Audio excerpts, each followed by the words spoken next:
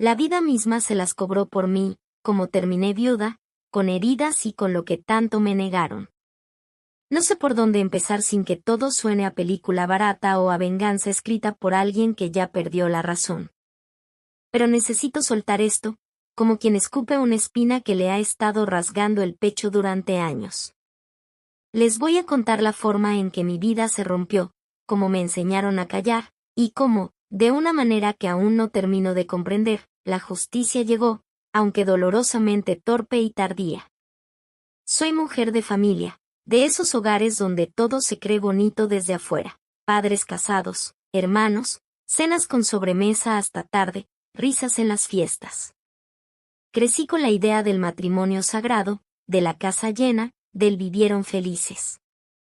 Mi familia valoraba el esfuerzo, la apariencia de rectitud, la unión. Eso fue lo que me formó y lo que me llevó a tener miedo a fracasar a cualquier precio. Tenía 19 años cuando conocí a quien sería mi esposo. Lo conocí en el mercado. Fue una de esas coincidencias que, con el tiempo, entendí no fue del todo inocente. Iba por un encargo de mi mamá y ahí estaba él, con su negocio, un pequeño puesto que, con el tiempo, sería el germen de varios negocios. Tenía 34 años. Mucha gente me diría, 13 años de diferencia, cuidado, pero en ese momento todo era color de rosa, sonrisa fácil, maneras cuidadas, halagos que parecían escritos en la antigua literatura romántica. Para mí fue amor a primera vista, puro e ingenuo. Él me hacía sentir única. Me decía cosas que nadie me había dicho, tengo suerte de encontrarte, eres mi mundo, conmigo vas a ser feliz. Al principio importaban más las pequeñas atenciones que la diferencia de edad. Yo era joven, tonta en muchos sentidos, y deseo con todas mis fuerzas que me ame a alguien así. Me dejé llevar. A los 3 meses de relación me quedé embarazada. En mi cabeza, con la educación moral de casa, aquello no podía ser peor. Fue el principio del infierno. Me decía cosas como, ¿cómo vas a ser tan descuidada? Empezó a responsabilizarme por todo. Me repetía que ahora sería tratada como mujer, que esperara menos indulgencia, que ya no era una niña. Yo me sentía culpable. Tenía miedo de perderlo, de que se corriera la voz, de que me señalaran como la que arruinó su vida. Era mi primer matrimonio, quería que funcionara. No quería que me marcaran como la que fracasó. Pero aquello fue solo la primera grieta. Él cambió. Empezó a traer mujeres a la casa. No me preguntes por qué lo toleré, miedo. Vergüenza.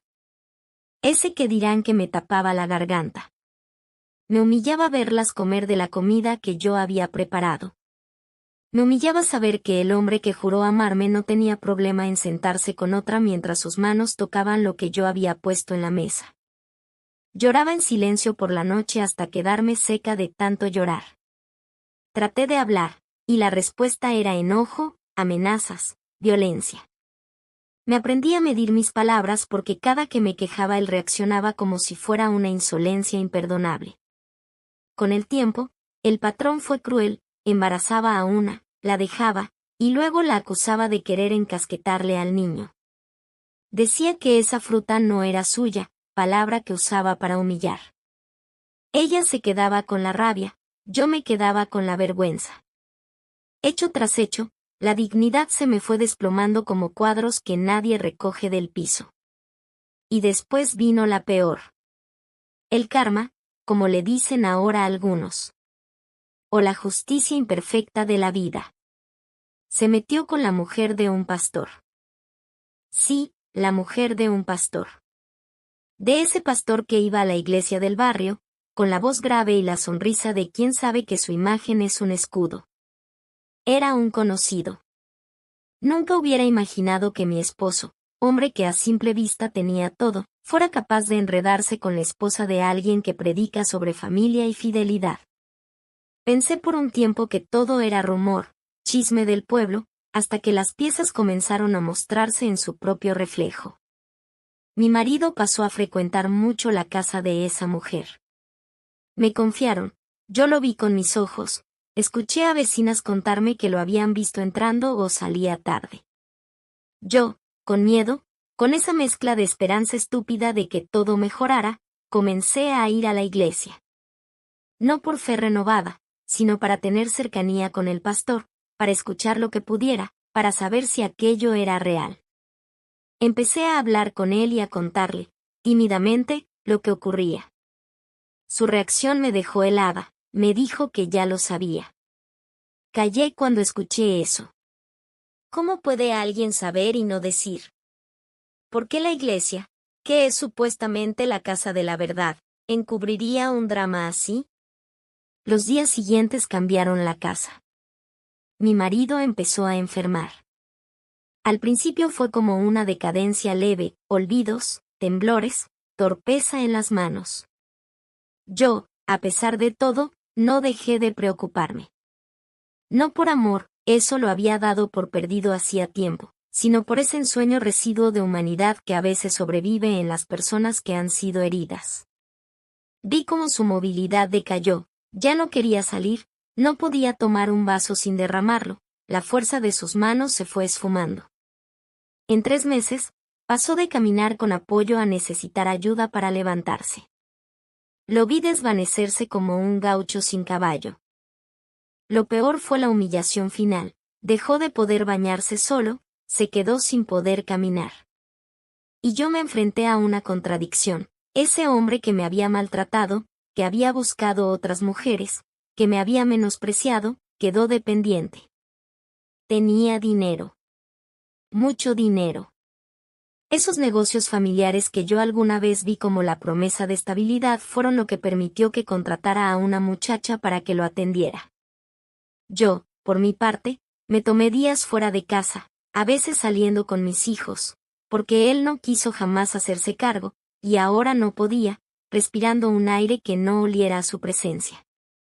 De alguna manera me alejé porque no soportaba verlo vulnerable y porque sentir lástima por quien me dañó me parecía una traición a mi propia dignidad. Fue entonces cuando la familia de mi esposo, sus hermanos, comenzó a sospechar que algo pasaba. Al inicio me señalaron a mí. ¿Quién no lo hizo? Era fácil culpar a la esposa cuando el hombre cae, la narrativa del pueblo ya está escrita. Pero pronto su sospecha mutó porque la esposa del pastor quedó embarazada y empezó a reclamar parte de la herencia para su supuesto hijo. Él, como era su costumbre, negó la paternidad. Eso fue la chispa, la familia se picó y reclutó pruebas y miradas. Hubo una investigación. Fue larga. Mis cuñados empezaron a mover cosas que yo no podía mover, no por falta de ganas sino por miedo, por ignorancia de los vericuetos legales. Las cosas que salieron a la luz fueron más brutales de lo que mi corazón podía sostener. La mujer del pastor, y el pastor mismo, tuvieron que confesar, en privado, que el pastor, en su desesperación por tener un hijo, porque no podía, había recurrido a algo monstruoso. Ponía plomo en la comida que la mujer le llevaba a mi esposo. Cada visita, cada comida, traía en sí la intención de enfermarlo para desvivirlo, matizar ese verbo no es exageración, querían desgastarlo para que él fuera débil, para que ella pudiera quedarse con él y con el dinero cuando pasara lo inevitable.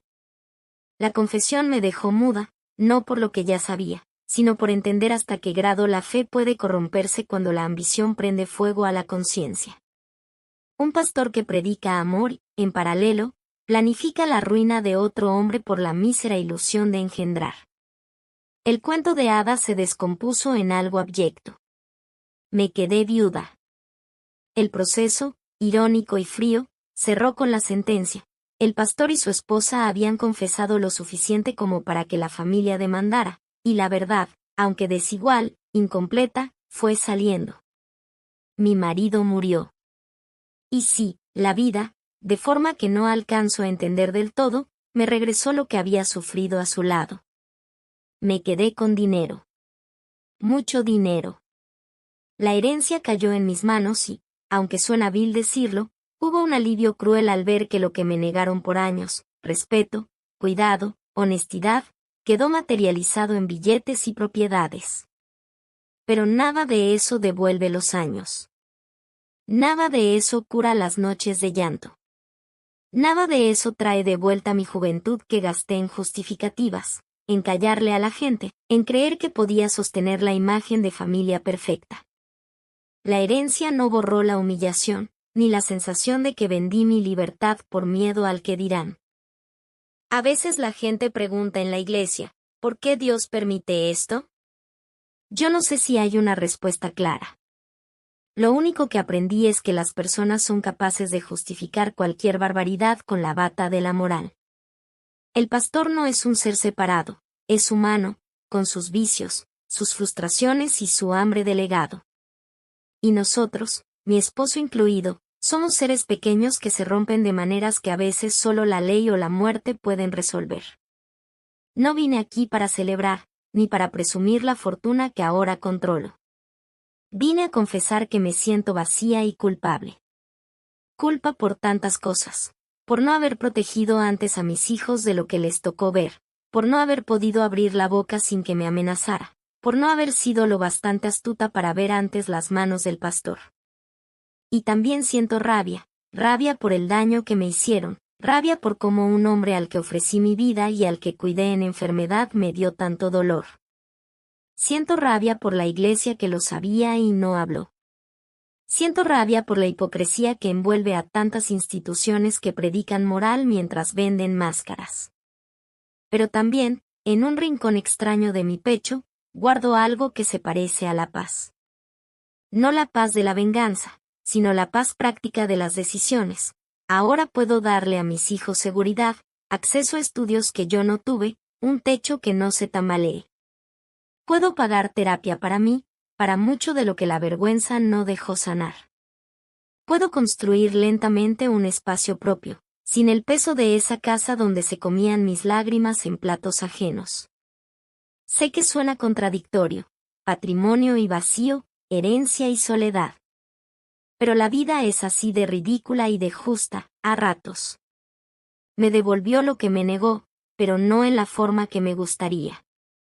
Me cobró a su manera, con la muerte del hombre que me hizo tanto daño, y sin poder celebrar, porque la muerte es un funeral y no una fiesta. A veces me pregunto qué hubiera pasado si hubiera hablado antes, si hubiera encontrado la fuerza para dejarlo cuando mi dignidad comenzó a agonizar. ¿Habría sido diferente si mi familia me escuchara? ¿Si la iglesia hubiera actuado? Es inevitable hacer eso si en la soledad de la noche. No puedo negar que, a ratos, hay voces que me tildan de fría o calculadora por haber aceptado la herencia. No pedí que me dejaran dinero, tampoco lo rechacé, lo acepté porque sé que sirve para algo tangible. Darle una vida mejor a mis hijos no es venganza, es reescribir nuestro futuro, una trama que yo quiero controlar. También, por si alguien quiere juicios morales, no celebré su muerte con champaña. Dormí mal, con culpa. No porque él mereciera sufrimiento, sino porque la vida se paga con vidas y con sensaciones complejas. No me hice la heroína. Fui niña que se enamoró de una idea, mujer que sufrió y ahora está reconstruyendo. Si hay algo que esta historia deja claro, es que el abuso no siempre se ve como lo imaginamos. No es solo un golpe o una bofetada visible. A veces es estar sentada en la misma mesa que quien te traiciona, mientras finges que todo está bien. A veces es una iglesia que protege la imagen, un pueblo que prefiere el rumor a la verdad, un hombre que se cree con licencia para mancillar porque tiene dinero. No busco lástima ni premios. Solo paz. Y quiero decirle a quien esté leyendo y que esté en una relación así, la vergüenza no es tuya. Guardarla protege al abusador, no a ti. Si puedes, busca ayuda. Si no puedes, al menos guarda pruebas, habla con alguien de confianza, porque a veces la evidencia puede ser lo único que haga que el mundo te crea cuando menos lo esperas. Edith, si alguien pregunta por los detalles legales o por lo que pasó con el pastor y su esposa, prefiero mantenerlos fuera por ahora. Hay familias implicadas, procedimientos cerrados y heridas que están en proceso de curación. No quiero reabrir llagas que aún sangran para contar una anécdota. Pero sí puedo decir que hubo confesiones, demandas y negociaciones que terminaron en la transferencia de bienes. No fue un final cinematográfico, fue burocracia, abogados, y la fría contabilidad de la vida.